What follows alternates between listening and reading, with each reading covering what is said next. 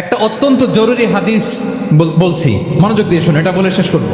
বিষ্ণু ইসলাম একবার সাহাবাদেরকে বলেন, আলা উখবিরুকুম বিআফদাল মিন দারাজাতি সিয়ামি ওয়াস সালাতি ওয়াস সাদাকা। সাহাবাদেরকে বলেন, ও সাহাবারা, নামাজের চেয়েও, রোজার চেয়েও, দান খয়রাতের চেয়েও একটা বড় ইবাদত আছে, এটা কি আমি কি তোমাদের বলবো না? সাহাবারা তো অবাক, নামাজের চেয়েও বড় ইবাদত, রোজার চেয়েও বড়, দানের চেয়েও বড়।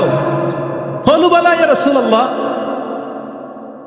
সাহাবারা বললেন, অবশ্যই হে নবী, হ্যাঁ আপনি বলেন সেটা কি? বিষ্ণু ইসলাম বললেন, ইসলাহু যাতিল বাইন, বিবাদমান দুই গ্রুপকে মাঝখান দিয়ে যে মিলিয়ে দেয়া।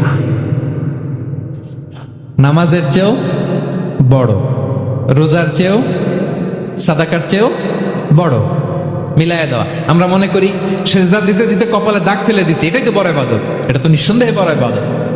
আমরা মনে করি হজ করতে করতে শেষ করে ফেলতেছি, এটাই বড় ইবাদত। জিকির করতে করতে আমরা দিন রাত এক করে ফেলতেছি, এগুলো তো নিঃসন্দেহে ইবাদত। কিন্তু দুই ভাই, বিবাদমান দুই গ্রুপের মধ্যে আপনি যদি মিলিয়ে দেন, এগুলো নফল রোজা, নফল দান, নফল সালাতের চেয়েও বেশি সওয়াবের কাজ করেন। সুবহানাল্লাহ।